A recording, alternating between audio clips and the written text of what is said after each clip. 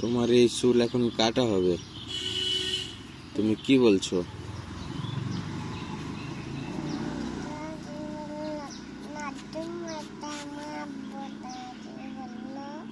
নাড্যমতা হলে তোমার কি মন খারাপ হবে? নাড্যমতা হলে তোমার কি কষ্ট লাগবে? হুম, আবার উঠবে না? আবার চুল উঠবে না?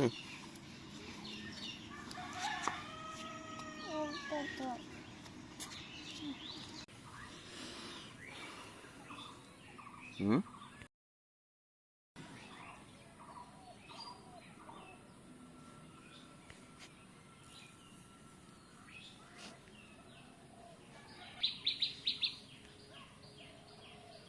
তো ওই